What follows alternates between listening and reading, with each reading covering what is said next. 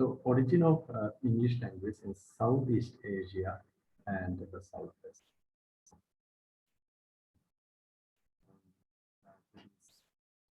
Some other countries. So our concern is English as a global language. How English language got acquainted from other countries of this world. So we are nearly finished on the origin of countries. Now we will be discussing the origin of English language, especially the Philippines. The territories in and to the west of the South Pacific display an interesting mixture of American and the British English, especially in this area. We see the combination of English, British pronunciation and American pronunciation. The main American presence emerged after the Spanish-American War in 1898, from which the USA received the island of Guam and Puerto Rico in the Caribbean and the sovereignty over the Philippines. So this is the Philippines. Officially, the Republic of Philippines is an archipelagic country in the Southeast Asia, situated in the Western Pacific Ocean, and it consists of about 7,641 islands, Philippines, and are broadly categorized under three main geographical divisions from north to south: Luzon, Visayas, Miantos. So this is the Philippines. And in Spanish and American War that took place in April 21, 1998. The Spanish-American War was an armed conflict between Spain and the United States in 1898. Hostilities began in the aftermath of the internal explosion of USS Maine in Havana Harbor in Cuba, leading to US intervention of the Cuban War of Independence. And the location is Cuba and Puerto Rico, Philippines and Angola. American Victory Treaty of Paris. And so Hawaii was annexed at the time also after a period of increasing US influence. In the 1940 decades, the US invention of Japanese-held Pacific Island was followed after the Second World War by several areas being made the responsibility of the USA in United Nations Trust Territories. So Philippines, Hawaii. In this area, we see lots of islands, and in this island, English was acquainted. The Philippines became independent in 1946, but the influence of American English remained strong. And as the country has by far the largest population of the English-speaking states in the region, about 80 million in 2002, it makes a significant contribution to world outlook. So in Philippines, 80 million people speak English, and that is a significant number of English speakers living in Philippines. But the notable thing is that we see American pronunciation and the British pronunciation as well in this area. So these are the countries we see in Southern Africa, East and Southern Africa. And the British influence begins through the voice of English sailors at the end of the 18th century in this area. Notably, the journeys of Captain Cook in 1770 decades. The London Missionary Society sent its workers to the islands of the South Pacific 50 years later. The Southeast Asia, the development of the British colonial empire grew from the work of Stamford Raffles, an administrator in the British East India Company. Centers were established in several locations, notably Penang, Malaysia, Singapore, 1819, and Malacca. So After Philippines, especially the British people came in this Malaysia, Singapore, and established their locations in this location. Stafford Raffles, a former Governor General of the Dutch East Indies, Sir Thomas Stamford Billy Raffles was a British statesman, Lieutenant Governor of the Dutch East India Company. So this is within a few months, the population of Singapore had grown over 5,000, and by the time of the federal Malay state were brought together to the Crown Colony in 1857. English had come to be established throughout the region as the medium of law, administration, and was being increasingly used in other contexts. In Singapore, they use English in every aspects of their life. A famous example in the English language daily newspaper, that is the Straits Times, which began publication in 1845. So in Singapore, the first English language that was published in 1845, much time earlier to the other parts of this world. English inevitably and rapidly became the language of power in the British territories in Southeast Asia. Hong Kong Island was seceded to Britain in 1842 by the Treaty of Nankin at the end of the First Opium War, and Colon was added to it in 1860. The new territories, which formed the largest part of the colony, was released in China in 1898 and 1999 for 99 years. So China, Hong Kong, which was the largest part of the colony, was leased from China. That means British government leased Hong Kong for 99 years. That was happened in 1898. There were two wars, Opium Wars and Quick Dynasty, were two wars waged between the Quick Dynasty and the Western powers in the mid-19th century. The Quick Dynasty, officially the Great Queen, was the last imperial dynasty of China. It was established in 1936 and ruled China proper from 1644 to 1912. And it was preceded by the Ming dynasty and succeeded by the Republic of China. So the Quick Dynasty of China, that is the history of this. And Colon encompasses the northern part of Hong Kong on the mainland across Victoria Harbour, once a separate city, and it was acquired by Britain in 1860 and returned to China with the rest of the colony in 1997. And it was now a shopping, arts, and entertainment district. Stores line Nadal Road, while traditional markets offer goods from flour and goldfields to clothes and judge. Towards the end of the 19th century, several territories of the region became British protectorate, and the administration of some being later taken over the Australia and the New Zealand. Territories with English as a part of their heritage, which have become independent in recent decades, includes American Samoa, Palau, that means Palau, Fiji, Kiribati, Marshall Islands, Federal State of Micronesia, North Mariana Island, Samoa, Tonga, Tuvalu, and Vanuatu. So these are, they got independence, but once upon a time they were under British rule.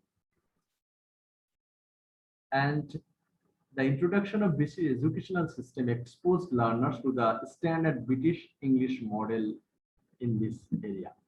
An English medium school began in Penang. Penang is an important city in Malaysia. Now Malaysia's leading port in 1816. That means before Indian subcontinent. In India, English medium school started in 1835 after the Macaulay Commission. But in Penang, we see that the English medium school established in 1860. So that is also a way of introducing English language to the other parts of the world, that is the educational system, English medium school. All over the world, you see that English medium school. That is another way of getting over the world. With senior teaching staffs routinely brought in from Britain, and this English medium school, the teacher were brought from Britain. Although at the outset, these schools were attended by only a tiny percentage of the population, numbers increased during the 19th century as waves of Chinese and Indian immigrants entered in this area.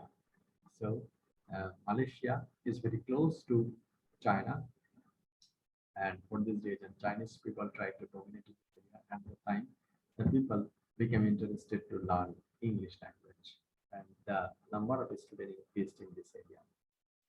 English rapidly became the language of professional advancement and the chief literary language in this area. Soon after the turn of the century, higher education through the medium of English also introduced, and the language thus became a prestigious lingua franca among those who had received an English education and who had thereby entered professional society. So English language in this area, Malaysia, Singapore, in this area became a prestigious language, and they started learning English. Despite the common colonial history of this region, a single variety of Southeast Asian English has not emerged.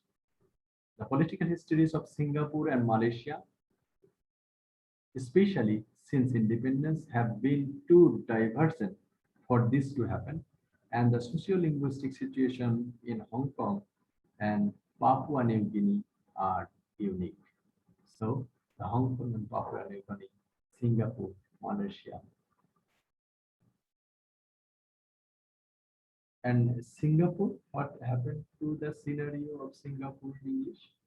In 1950 decades, a bilingual educational system was introduced in Singapore, with English used as the unifying medium alongside Chinese, Malay, and Tamil. So in Singapore, you see this language, Chinese language, Malay language, Tamil language, but English is also an official language. However, English remained the language of government, the legal system, and retained its importance in education and the media. And its use has also been steadily increasing among the general population. So that is in Singapore. In 1975 survey, only 27% people over age 40 claim to understand English, whereas among 15 to 29 years old, the proportion was over 87%. That is the history in Singapore. That the young people of India, or the teenage 15 to 20 years old, boys and girls, 87% can use English. There is also evidence of quite widespread use in family setting, and a new local variety known as Singlish has developed. So in case of Bangla, we also sometimes call Banglish in the same way, with the variety of Singaporean English that is called Singlish, local variety. They have developed. The country had a population of around 4.3 million in 2002. And Malaysia, the situation is very different in Malaysia, where following independence in 1957, Bahasa Malaysia was adopted as the national language, and the role of language accordingly became more restricted. Malay medium education was introduced, and with English an obligatory subject, but increasingly being seen as a value for international rather than international purposes, more a foreign language than a second language. So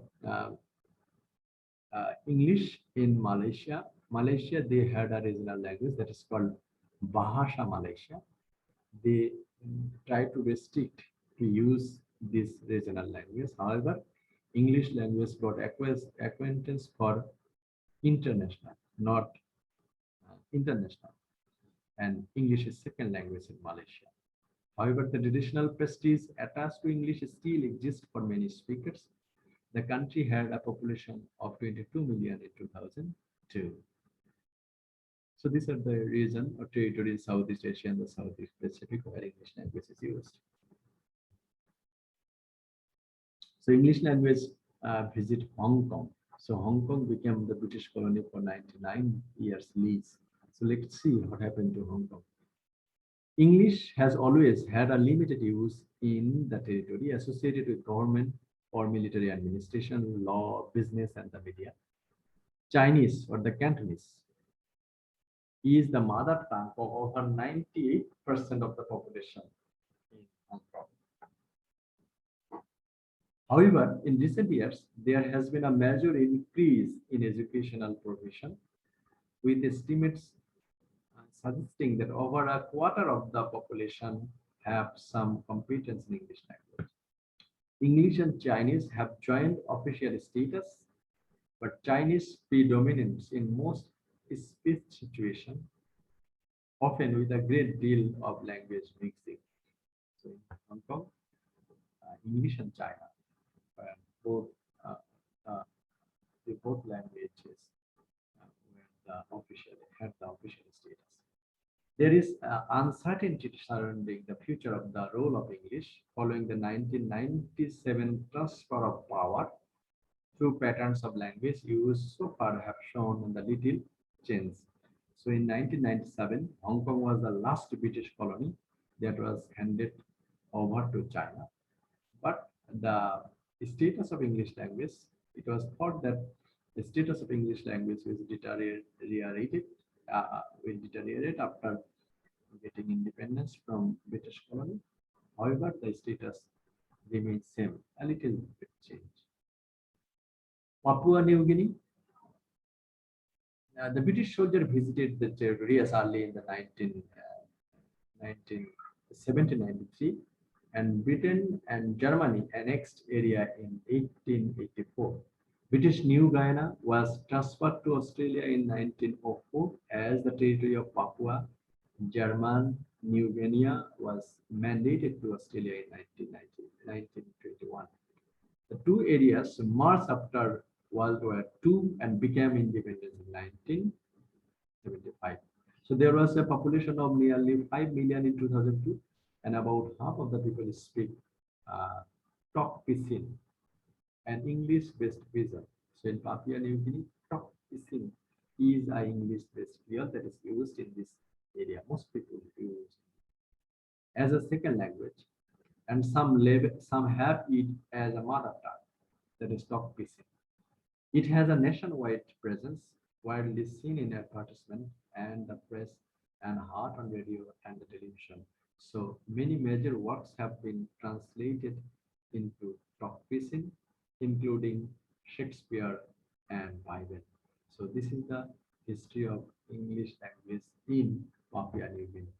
So this way we have consulted the origin of English language in this area, especially the Philippines, and also the other countries like Malaysia, Singapore, and Papua New Guinea, also Hong Kong.